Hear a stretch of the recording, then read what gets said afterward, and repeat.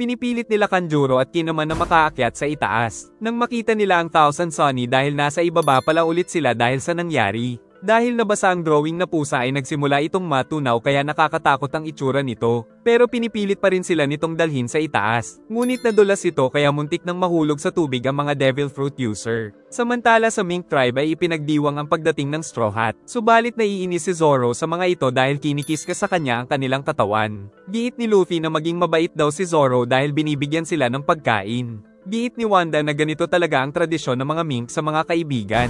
Kalaunan ay may dumating doon at nakitang ito pala ay si Brook. Tuwang-tuwa ito nang muling makita ang mga kaibigan. Hinanap ni Usopp si Momo. Giit ni Brook na wag daw siyang maingay dahil hindi daw gusto ni Momo ang Mink Tribe. Kinausap ng Soul King ang mga kaibigan. At nagbabala ito na wag magbabanggit ng tungkol sa samurai dahil baka magalit daw ang mga mink. Dumating ang mga humahabol kay Brook na mga canine mink kaya naiiyak na si Brook. Saka sumugod ang mga ito at kinagat si Brook dahil mahilig ang mga aso sa buto. Sunod ay nagtanong ang grupo kila Nami kung ano ang nangyari kay Sanji. Kaya kinwento ni Nami ang nangyari. Nakita sila ng barko ni Big Mom na kumakanta kung nasaan sila Pekems at Tamago. Saka nagpakita ang isa pa na si Capon Bedge na alagad na rin pala ni Big Mom. Kwento ni Nami na ang pakay ng mga ito ay si Caesar. Patuloy ang pag-atake sa kanila ng mga cannon. Ngunit hindi sila makagamit ng Geon Cannon dahil wala daw silang sapat na cola. Inatake sila ng napakaraming cannonballs kaya tumalon si Brook at nilagyan ng yelo ang mga ito. Saka nag-transform si Chopper sa kanyang Monster Point. At kinuha niya si Caesar saka ginamit ang katawan nito na lalagyan ng mga nahuhulog na bala kaya galit na galit ito. Pero pinabilog pa siya ni Chopper at saka inihagis sa itaas. Si Sanji naman ay tumalon-talon at sinipa ito patungo sa barko ni Big Mom kaya napinsala ito.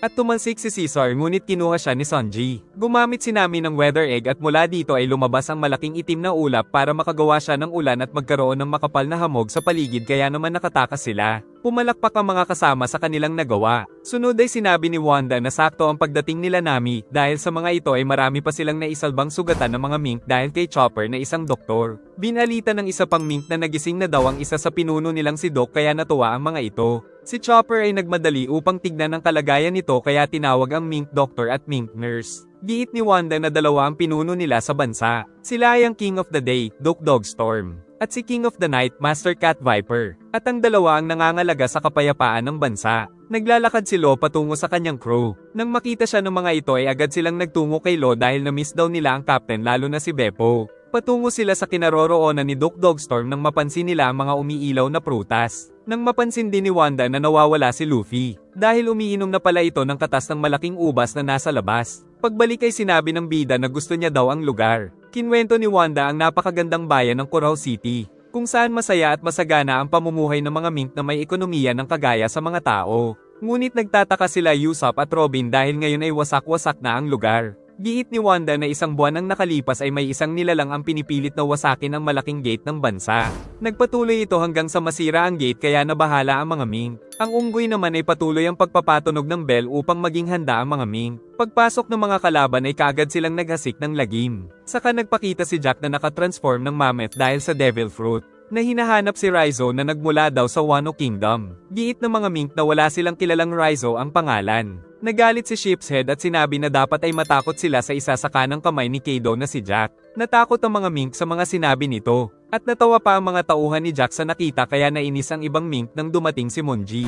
At sinabi na pag-usapan na lang nila ito. Pero hindi pumayag si Jack kaya walang tigil sila nitong inatake at maraming mink ang napinsala. Giit ng mga mink na wala dito ang hinahanap nila. Pero nagalit si Jack kaya muling umatake. Saka sumugod na rin ang mga bata nito. Pero lumaban ang isang batang mink kaya talsik ang isang pirata. Kaya sumugod sa bata ang maraming pirata ngunit iniligtas ito ng kanyang ina dahil mahusay pala ang mga mink sa pakikipaglaban. Sumugod ang iba pa kaya tumulong na rin ang iba pang mink na nandoon para pigilan ang mga ito. Saka sinabi ni Monji na walang mahinang mink dahil pinanganak silang mga fighter. Dahil dito ay inutusan ni Jack ang mga gifters. Samantala sa present ay naglalakad ang grupo, nang mapadaan sila sa tulay ay inalag-alog ito ni Luffy kaya nainis ang mga kasama. Habang naglalakad ay binulong ni Brook na wag nilang babanggitin ang tungkol sa mga samurai kapag may kasama silang mink. Pero nagtanong bigla si Luffy kung nasaan ang hinahanap nila kinuman na kaibigang si Raizo kaya kinabahan ang mga ito. Tumahimik ang lahat dahil sa sinabi ng captain. Saka siya binanata ng kanyang crew dahil narinig na ito ni Wanda. Dahil dito ay nagtanong ang mink kung may alam sila kay Raizo. Pero itinanggi ito nila Brook, mabuti ay naniwala sa kanila si Wanda.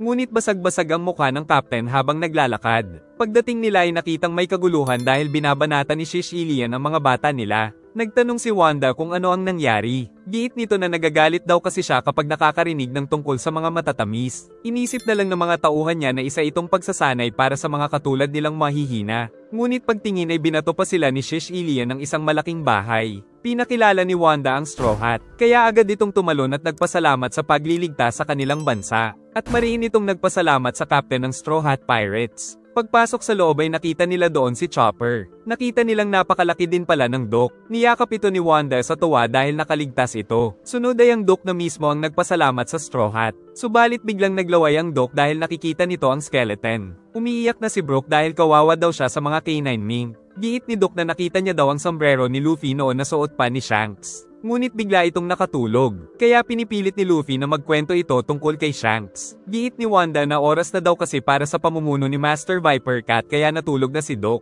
Nagtaka si Usopp kung ano ang kinalaman nito sa pagtulog ng maaga ng Doc. Sagot ni Wanda na ayaw kasing makita ng dalawang pinuno ang isa't isa dahil magpapatayan daw ang dalawa pag nagkataon. Noon daw ay mag-best friend ang dalawa pero ngayon ay mortal enemies na. Kaya ang ginawa nila para hindi makita ang isa't isa ay hinati nila ang oras para sa pamumuno sa bansa. Maging ang iba pang mga canine mink at pati si Sis Ilian ay nakatulog na rin. Muling nagkwento si Wanda sa nangyaring labanan kung saan winawasak ni Jack ang bayan. Tumakbo ang mga mink dahil sa mga pirata. Lumaban ang isa ngunit hindi umubra ang atake kaya hinagis lang ito. At kinawawa sila ng mga pirata hanggang sa dumating ang musketeers. Nagawang matalo ni Wanda ang marami sa mga ito. At isa-isang tinalo ng grupo ang lahat ng mga bata ni Jack. Ngunit nagagawa silang labanan ng ibang malalakas na tauhan ng pirata. Napatalsik ni Wanda ang espada ng isa ngunit nag-transform ng wolf ang kamay nito, mabuti ay nailigtas siya ni Sis Ilian. Saka nagpakita ang grupo nito na 3 Dogstorm Musketeers. Tapos pinatakas nila ang mga civilian na mink. Dahil sa lakas ng tatlo ay mabilis lang nilang tinalo ang mga bata ni Jack. Saka sumugod si Sis Ilian patungo kay Jack pero hindi niya kinaya ang lakas ng pirata.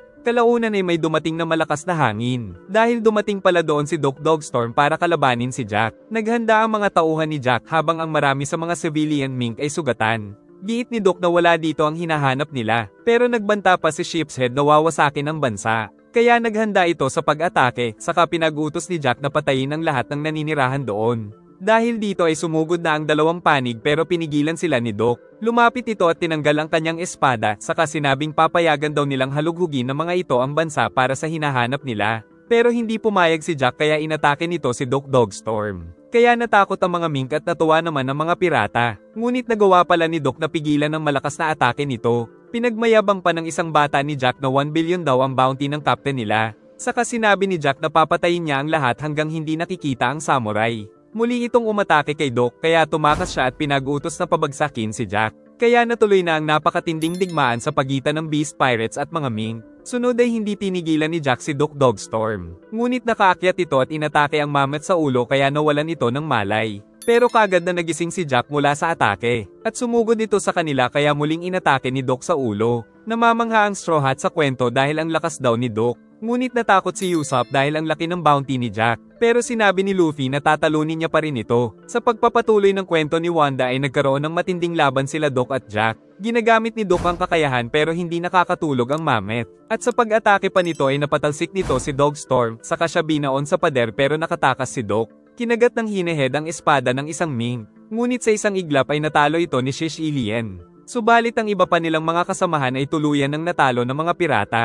Sinabi ng Gifters Trio na sila ang bahala sa 3 Dogstorm Musketeers. Ngunit dahil sa bilis ni Sis Ilian ay agad naman niyang natalo ang tatlo. At natalo din ni Wanda ang kalaban nito. Subalit oras na para sa rain eruption kaya sumabog na ang tubig patungo sa kanila at inanod ang mga pirata. Pero si Jack ay hindi man lang naapektuhan. Kinuha ni Sheepshead ang isang alligator ng Mink Tribe. Ngunit ang isa ay tinalo naman ni Carrot. Dahil sa rain eruption ay nagkaroon ng malaking kalamangan ng Mink Tribe sa laban. Subalit pagsapit ng 6 PM ay gumising na si Master Cat Viper. Kaya pinag-utos ni Doc na ipaubaya sa pang-night shift ang laban. At pagdaan ng usok ay nawala na sila Doc. Saka naman dumating ang grupo ni Master Cat Viper na siyang namamahala sa gabi. Agad itong tumalon patungo kay Jack tapos nagawa niyang mabalibag ang napakalaking mammoth. Giit ni Master Cat na wala dito ang hinahanap nilang samurai dahil wala daw siyang binubuhay na intruder. Bumalik sa human form si Jack na isa palang malaki at nakakatakot na nilalang. Alam naman ni Master Cat na kumain lang ito ng devil fruit. Nilabas nito ang mga sungay na may nakatago palang blade sa loob. Ngunit nagbanta pa si Master Cat na tatapusin daw sila nito. Tapos dumating pa sila Beppo ng mga crew ni Lo. Nagsimulang maglaban sila Jack at Master Cat at sumugod na rin ang mga tauhan nila saka nagkaroon ng pagsabog. Nagpatuloy si Wanda sa kwento at sinabi nitong nagpatuloy daw ng 5 araw ang laban nila kay Jack. Gumuho ang mga gusali dahil sa labanan. Sumugod si Master Cat at naglaban ng dalawa gamit ang mga sandata. Ngayon ay si Jack naman ang sumugod, ngunit binalibag lang siya ng Mink. Tapos nagpatuloy ulit sa bakbakan ng mga sandata. Sunod ay humikot si Master Cat kay Jack at umaatake ito pero laging nakukontra ng pirata. Pero kalaunan ay nasipa niya ang mata nito pero hindi pa rin ito nasaktan. Dahil dito ay nagalit si Master Cat Viper, subalit pagdating ng umaga ay umuwi na rin ng pusang Mink dahil oras na daw ng mga asong Mink. Kaagad na dumating si Doc Dogstorm upang kalabanin si Jack. Pinaulanan ng mga atake ni Doc si Jack hanggang sa mapatalsik niya ito sa isang bahay na tuluyang gumuho.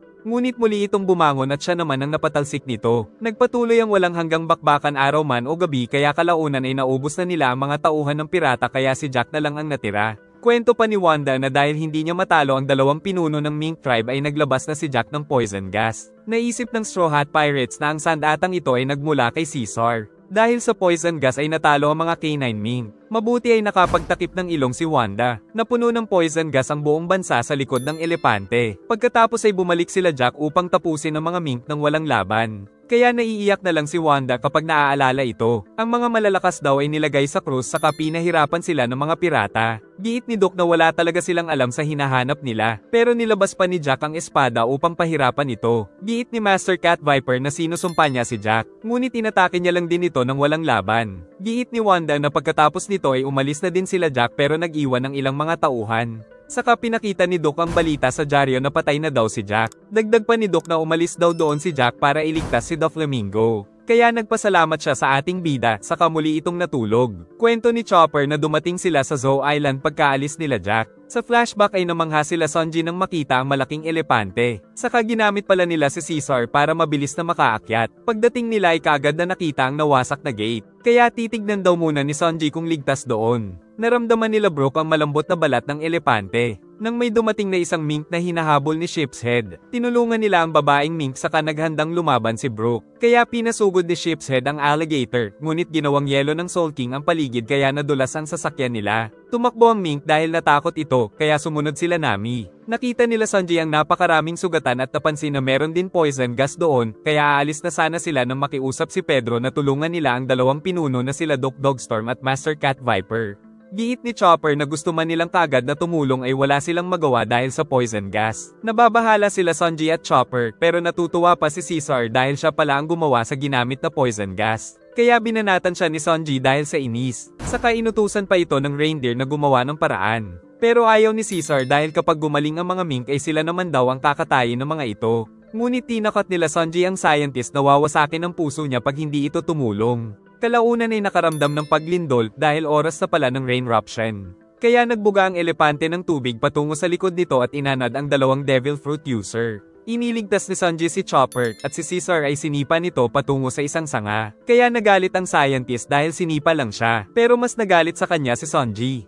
Narinig nila si Nami kaya ililigtas daw ito ng Coke at pagbalik niya ay dapat natanggal na daw ni Caesar ang poison gas kung ayaw niyang madurog ang puso. Nakita ni Sanji na nakikipaglaban si Brook. Saka dumating ang Coke at pinagsisipa si Sheepshead hanggang sa mahulog ito sa tubig kaya umatras ang mga kasama nito. Sa utos ni Chopper ay nagsimula na si Caesar na tanggalin ang poison gas doon gamit ang kanyang kakayahan. Kaya naman nakahinga na ng maluwag ang lahat, pero nanghihina pa rin ang mga ito dahil sa mga pinsala. Akala ng isang Mink ay tauhan sila ni Jack kaya umatake ito. Ngunit nagawa itong matalo ni Nami, kaso naglabas ito ng pampasabog at sinabing wala doon ang hinahanap nilang si Raizo. Nang dumating si Tristan na niligtas nila, saka pinatay ni Pedro ang mitya ng pampasabog dahil mababait daw ang mga ito. Dumating sila Chopper na may dalang antidote upang mailigtas ang mga nalaso ng poison gas bago pa masawi ang mga ito. Napaiyak si Wanda dahil tutulungan sila ng Straw Hat Pirates. Agad na inihanda ni Chopper ang mga kagamitan. At gumawa sila ni Caesar ng mas marami pang antidote, habang ang mga kasama ay inaasikaso ang mga sugatan. Maging ang iba pang Mink na nagtago sa gubat ay tumulong na rin sa kanila. Pati si Beppo na crew ni Lo ay tinulungan ni Nami. Naiiyak si Wanda para sa pinuno ngunit pinalakas ni Nami ang kanyang loob. Dumating ang iniluto ni Sanji para sa kanila, kaya nagsimulang manumbalik ang lakas ng mga ito. Tapos tumugtog naman si Brook upang ma-enjoy nila ang kapayapaan. Sa present ay nagpapasalamat pa rin si Wanda. Si Frankie ay naiiyak dahil sa kwento. Ang captain naman ay tatalunin daw si Jack pati na ang boss nitong si Kado. Sunod ay ang King of the Night na si Cat Viper naman daw ang aasikasuhin ni Chopper. Nais ni Wanda na ihatid ang reindeer doctor. Akala ni Robin ay oras na rin ni Wanda para matulog. Sagot nito na ang dalawang pinuno daw ang pinagsisilbihan niya kaya pwede rin siyang magtungo kay Cat Viper. At nais din daw sumama ng ating mga bida para makita ang King of the Night. Kabilugan ng buwan pero buti daw ay natatakpan ito ng mga ulap. Habang naglalakbay ay tinanong nila kung nasaan sila Sanji at Caesar. Tumugtog si Brook at sinabing inilihim din daw nila ito sa mga mink para hindi na sila mag-alala. Saka sinabi nitong baka hindi na daw makabalik si Sanji kaya nagalit si Luffy. Kinwento ni Brook na 2 araw ang nakalipas ay nagtungo din sila Pekem sa Zou Island. At labis itong nagalit sa nakita dahil isa din pala siyang mink. Ngunit napagbintangan niya na kagagawa nito ng Straw Hat Pirates. Nang araw na iyon ay kakatapos palang magluto ni Sanji. Sila Chopper ay nagpatuloy sa panggagamot sa mga mink. Samantala sa labas ay naghahanap ng mga chicks na mink si Sanji. At tuwang-tuwa siya dahil hindi mga snubbers ang mga ito. Ngunit nang makita nito si Nami ay labis siyang naakit. Pero sinapok naman siya ng dalaga. Si Momo naman ay nagtatago lang sa silid dahil natatakot siyang malaman ng mga mink na isa siyang samurai. Dumating ang pusang mink na nakilala na pala si Dr. Caesar. Pero nagpapanggap pa rin ito dahil isang kahihiyan daw sa evil scientist ang gumawa ng kabutihan. Sa labas ay hinahanap ng mga canine mink si Brook. Kalaunan ay dumating sila Pekems at Bedge kung saan sila nagtatago. Agad na nagtanong si Pekems kung kagagawan ba ito ng straw hat. Ngunit sinabi nito na ang straw hat ang tumulong sa kanila. Tuwang-tuwa si Pekems nang malaman na buhay ang mga pamilya at kaibigan niya. Nakita ni Nami na nasa labas ang Big Mom Pirates samantala si Pekems ay nagagalit na ngayon sa Beast Pirates. Nagmakaawa si Caesar na wag daw siyang ibibigay sa mga ito. Giit ni Sanji na wala na silang pake sa kanya dahil natalo na si Doflamingo kaya iyak ang scientist. Dahil niloko niya pala si Big Mom dahil kakampi niya naman noon si Doflamingo. Pero ngayon ay delikado na siya dahil natalo na si Joker. Naalala naman ni Sanji nung binastos din ni Luffy si Big Mom sa telepono. Kaya lahat sila ngayon ay kinakabahan. Nais daw ni Caesar na patayin ang 2 tauhan ni Big Mom. Pero nakita ng cook na kaibigan ng mga mink si Pekems. Tapos nagtama ang mga paningin nila Sanji at Bedge. Sa present ay nalaman nila na nandito na rin ang Big Mom Pirates. Ngunit hindi natatakot si Luffy kahit sino pa ang kalaban. Kinwento ni Brook na kinausap nila ni Sanji sila Pekems at Bedge ngunit alerto pa rin silang baka umatake ang mga ito. Pero nagpasalamat lang si Pekems dahil sa tulong na ginawa nila. Ngunit sinabi din nito na inutusan sila ni Big Mom na patayin ang Straw Hat Pirates pero hindi na nila gagawin basta ibigay lang nila si Caesar. Hindi pabor si Bedge sa desisyon nito, pero handa daw si Pekems na harapin ang parusa. Dahil sa inis ay inatake ni Bedge ang sariling kakampi. Nakita ni Brook na marami itong tauhan na nasa kanyang kamay. Saka binuksan nito ang tiyan dahil isa siyang castle human. Paglabas ng mga ito ay bumalik sila sa normal na laki. Kaya paglabas ng napakaraming mga alagad ay pinaligiran nito sila Sanji. Giit ni Bedge na ayaw niya sanang gumawa ng gulo dahil siguradong kakampihan ng mga mink ang Straw Hat Pirates. Pero mapipilitan na lumaban ng dalawa para hindi sila mahuli. Ngunit pinakita na nahuli na pala ng mga ito sila Chopper at Nami. Nalaman din pala ng mga ito na nagtatago si Caesar sa puno. Kaya pinagbantaan siyang babarilin ng mga bala na may sea prism stone. Dahil dito ay napilitan siyang bumaba. Sinabi ni Bedge na wala naman silang bala na may sea prism stone. Pero meron silang sibat kaya nanghina si Caesar. Tapos pinilit sila ni Bedge na pumasok sa kanyang katawan. Nakatayo mag-isa si Bedge sa gubat ngunit nasa loob na ng kanyang katawan ng mga straw hat. Nagtungo din doon si Bedge kaya nagtaka sila kung paano ito nagawa. Iniisip ni Caesar na katapusan na nila. Nang ibigay ni Bedge ang invitation mula kay Big Mom dahil magkakaroon daw ng kasalan. Dahil may arranged wedding daw si Sanji kay Charlotte Pudding. Di makapaniwala ang cook kaya nabitiwan ng sigarilyo. Saka nagkaroon ng apoy dahil dito na agad na pinatay ng mafia boss. Hindi din daw alam ni Bedge kung anong meron sa Vinsmoke family. Natakot si Brook nang malaman ng family name ni Sanji. Naalala ni Nami na sinabi ni Sanji noon na nagmula siya sa North Blue.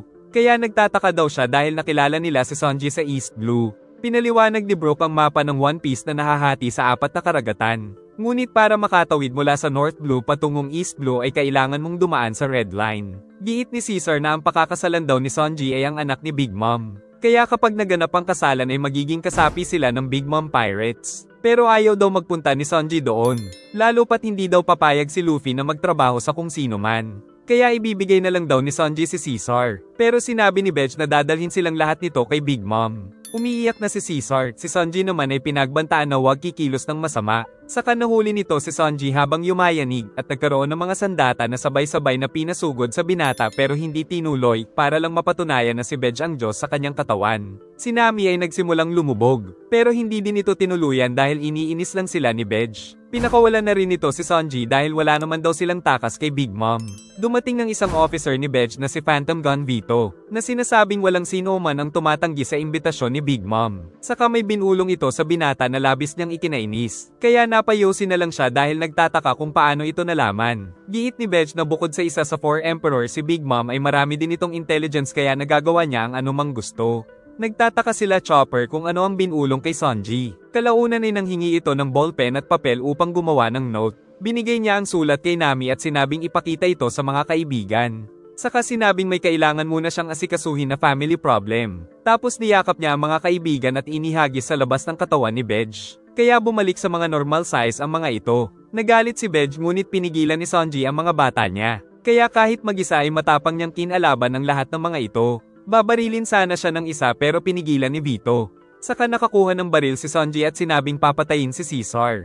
Malakas ang loob ni Sunji dahil sa nalaman dahil alam niyang hindi siya pwedeng patayin dahil siguradong magagalit ang nasa likod ng kanyang arranged marriage. Giit nitong susunod daw siya basta wag nilang gagalawin ang mga kaibigan. Saka pinag-utos ni Bej na tumahimik ang mga bata niya. Dahil sa labas ay may naramdaman siyang nakakatakot na kalaban. Na walang iba kundi si Master Cat Viper na nagtatanong kung bakit sugatan si Pekems. Sagot ni Bej na inatake daw sila ng natirang tauhan ni Jack. Ngunit sinabi nila namin na sinungaling ito. Saka sinabihan nila si Sunji na lumabas sa katawan ng mafia boss. Ngunit sinabi ng cook na aayusin niya daw muna ang gusot na ito. Saka tumalon si Bej at nag-transform na isang castle tank para makatakas. Kaya napatakbo na lang din ng mga kaibigan sa desisyon nito. Hahabulin sana ito ni Wanda pero sinabi ni Brook na hindi na kailangan dahil nagdesisyon na si Sunji. Pero giit ni Sunji sa sulat na magbabalik daw siya sa grupo. Nagtatanong pa sila Wanda kaya sinabi ni Nami na kusang sumama si Sunji. Saka sinabi ni Master Cat na kailangan na lang nila itong intindihin. Tapos ipinag-utos na magkaroon ng salo-salo dahil nakaligtas sila mula kay Jack.